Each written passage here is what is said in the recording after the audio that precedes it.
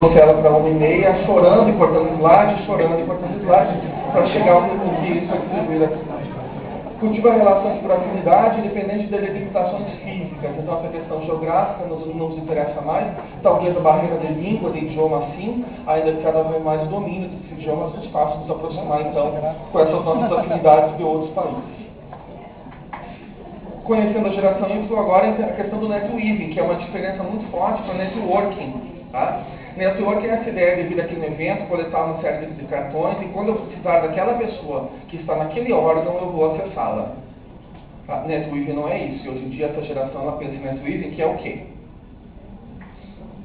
É essa questão de terceira rede. Na verdade, eu não vou me servir da pessoa quando eu precisar dela. O conceito é outro. Eu vou estar em comunidade com ela, no contato frequente com ela, e eventualmente, quando houver necessidade de algo, já vai haver uma intimidade, uma relação tão forte, que é natural que essa pessoa venha colaborar comigo por algum momento.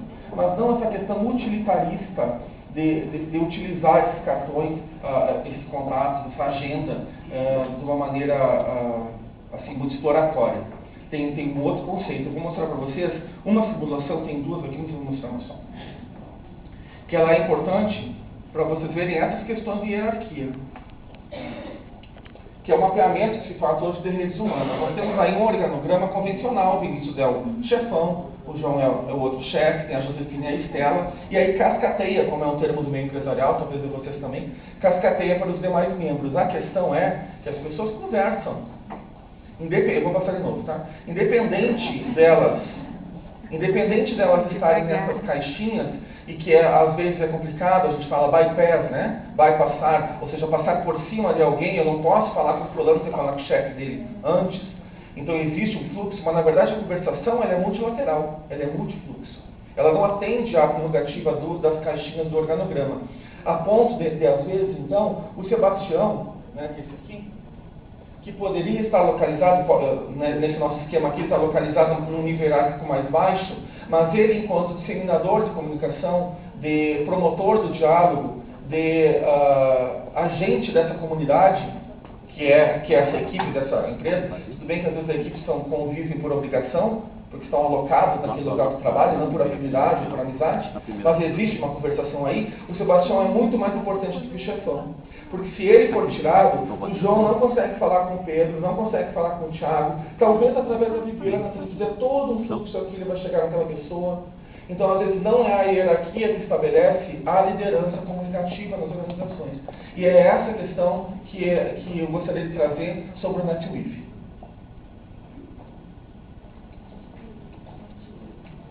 Aqui eu não vou ler mesmo, porque é uma questão conceitual de um autor chileno, mas ele traz o trabalhador antigo e o novo trabalhador. Vocês terão isso nas suas telas em casa, no papel, para poder ler bem com calma. Eu acho bastante pertinente. Só que a gente não vai tratar. Essas telas também não. Eu pus mesmo para que vocês tenham acesso depois do que é a geração Y, X, que foi a anterior, os baby boomers, quem é a Z, que é quem nasceu a partir de 2000, com algum detalhamento um pouco maior, caso vocês não tenham tido acesso a isso antes, tá?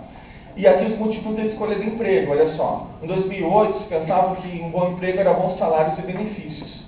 Em 2010, esse item não aparece nem nos 5 primeiros. Ele caiu do primeiro para qualquer outro lugar abaixo. Sendo que o bom ambiente de trabalho, o clima, ele passa a ser preponderante. Então, nós não conquistamos mais essa geração através apenas do salário. E aí chegamos no grande conceito, que era a tela inicial, que é o que está escrito no programa de vocês, que é comunicação colaborativa, que é processo de produção de informação e entretenimento por meio de sistemas informatizados na web ou em formato presencial. Se nós conseguimos chegar até o fim dessa palestra, eu tenho algumas coisas do offline também, com ativa gestão e participação. Esse é um convite para ficarem na almoçar, né? Com ativa gestão e participação dos cidadãos que atuam em diferentes papéis e necessidades. O que quer dizer isso? Que hoje a escolha da pauta do informativo, que hoje a escolha do temário do evento, isso tudo a gente vai ver, tem coisas consequentes. Isso tudo é para não correr. Isso tudo tem que ser feito com a maior amplitude possível de tomada de decisão. Não existe mais aquela coisa do comunicador de gabinete em que ele por sua inteligência e conectividade e tal, estabelece todas as questões de dia, horário, local, programa, isso e aquilo. Quanto mais participativo for esses processos, mais legítimo será, mais pessoas vão estar engajadas nas decisões e quando esse evento vier a acontecer, essas pessoas de fato estarão lá juntas. Eu vou dar um exemplo para vocês do Skull Sensation ou do Skull Beats já em breve. Tudo que vem a partir dessa tela vai ser coisas práticas a partir de agora. Vocês não vão mais ter muita teoria a partir de um determinado momento. Então, prevalência da estética dos games, eu já vou explicar o que é, esse impacto colaborativo na produção dos conteúdos e no envio deles, o poder de escolha, a questão do multimídia para articular mais sentidos possível, e essa celebrização do indivíduo como um indivíduo anônimo, essa coisa do testemunhal feito por celebridade, ele está caindo muito em uso. Já se tem pesquisas que comprovam, por aquilo que eu disse antes, que eu tenho muito mais confiança no meu igual do que confiança nessas tais celebridades. Ou seja, a vida de uma atriz X, ela tem menos significância para mim do que uma vida de alguém mais igual. Nesse sentido que Dove faz, tem aqui uma campanha, Dove faz, e outras empresas de cosméticos também, fazem essas campanhas com mulheres reais. Vem bem dentro dessa linha. Não adianta colocar a mulher perfeita, que no dia a dia não consegue ser assim, embora, claro, não consegue na opinião dela, né? Porque os homens já acham bom, muito menos do que imagina. Então, e pensar nessa questão, de que o comum, de que o simples, ele é mais, ele chama mais atenção.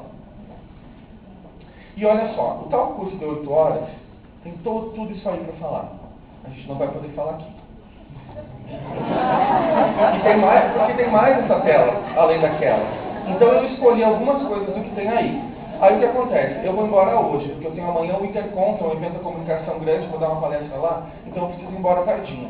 Mas vocês vão ter meu contato, para que o que eu não falei e vocês tenham vontade de saber, de conhecer, eu mando as telas daquilo que eu excluí sem nenhum problema.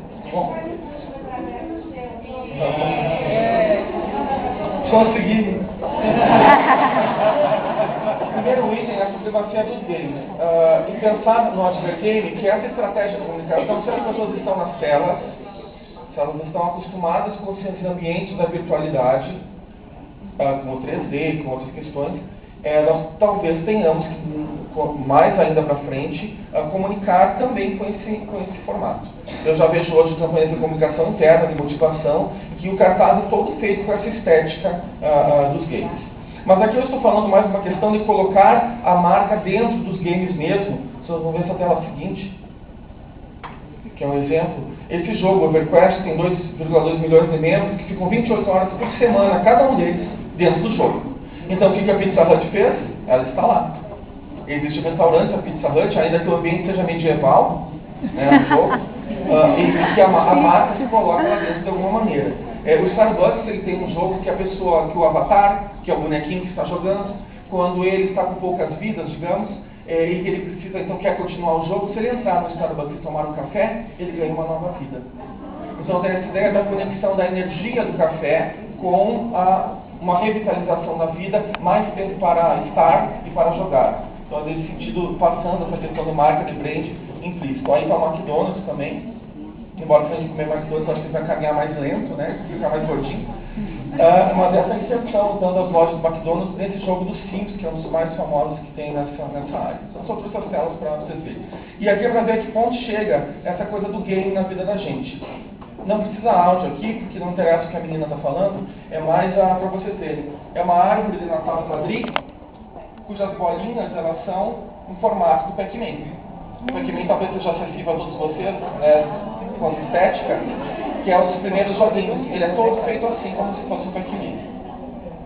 Então até aí está chegando. Outras telas eu tirei, mas existe uma campanha do desodorante, que é toda ela feita com essa estética de games e com os tais avatares, que é a nossa representação física no mundo virtual, o nosso bonequinho, digamos assim. E aí, então, nós começamos com as várias formas colaborativas a partir dessa tela. A primeira, a expressão colaborativa, que seria o Yahoo Respostas. É uma plataforma em que qualquer cadastrado, desde que tenha conta no Yahoo, pode ir lá e jogar perguntas. E aí, olha só a pergunta para quem acha que não tem a ver com o uso de vocês. A Coca-Cola é prejudicial à saúde? Então, se não houver um comunicador da Coca-Cola dentro dessa plataforma monitorando para buscar fazer respostas, é complicado. Assim como alguém lança uma campanha de desarmamento e alguém vem aqui e faz uma perguntinha apimentada sobre isso. Então tem que ter alguém sempre presente para falar sobre isso. Eventos colaborativos, então é o Skull Beats que virou Skull Sensation. O Skull é um case muito bom, muito grande, eu espero a oportunidade de aprofundar, eventualmente chamar os organizadores desses para falar, mas esse evento ele é todo montado colaborativamente. As pessoas escolhem o lugar, a data, todo o setlist, todas as bandas e as músicas das bandas, e no caso do Skull Beats escolhe também a destinação dos ingressos, porque parte dos ingressos é doado para uma entidade, então qual é a entidade que vai receber? Também. Eles só não negociam, na verdade, qual é a marca da cerveja que vai estar lá, né?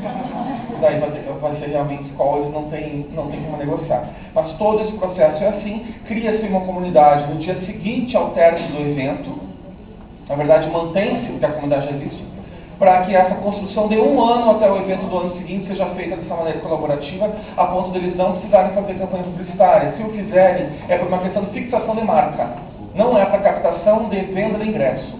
Porque os ingressos são integralmente vendidos antes do evento abrir as portas no primeiro dia, por conta dessa plataforma.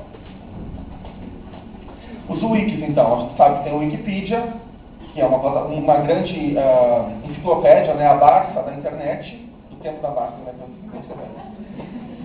a Barça da internet, e que as pessoas, então, com a diferença de que um dicionário, alguém pontua o que é cada verbete, segundo a sua experiência e tal, como tem grandes mestres aí, o Guaís e outros mais. Mas o Wikipedia, cada pessoa pode fazer o verbete ou complementar e tudo mais. Existe isso na internet. Basta ter um login e aí escrever. Deve ter o verbete cerimonial. O verbete de relações públicas, eu já cuidei dele, assim como várias outras pessoas, inclusive em Portugal, porque existe o verbete em vários idiomas, cada um, claro, sempre cuidar do seu. Então, no caso de relações públicas, é Brasil e Portugal, basicamente, que estão ali. Pessoas voluntárias, né, a escrever sobre o verbete. O que isso tem a ver com o mundo organizacional? Aqui tem uma outra tela que é o Overmundo, que é um site de divulgação cultural, que ao invés de pegar uma equipe de jornalistas culturais, editores, artistas, e eles estabelecerem quais são os programas culturais do dia, da semana naquela cidade, é tudo isso feito colaborativo. Quem coloca a programação são as pessoas que se interessam por ela. Pode ser o dono da casa noturna, que tem interesse em divulgar o seu show, pode, mas também é muito dos usuários, muito dos espectadores, melhor dizendo, que são as pessoas que assistem essa programação cultural e que elas indicam. E indicam os bares, indicam os estacionamentos, indicam os menus dos restaurantes que seja interessante e tudo mais. Tudo indicando de pessoas comuns. E quem fez o Wiki, só por curiosidade, gestão de crise. Tem uma agência, inclusive era a agência do Flávio Schmidt, que esteve aqui, o presidente do Conferp, ele era o grande diretor da CAT, que é uma multinacional que existe no Brasil, e eles fizeram um Wiki para fazer uma nova crise. Como existia uma dispersão geográfica dos funcionários dessa empresa, e é muito custoso estar trazendo todos para uma cidade, para um determinado lugar, fora que o desloca do seu ambiente de trabalho, eles fizeram todo esse movimento de construção, da introdução de todos os itens do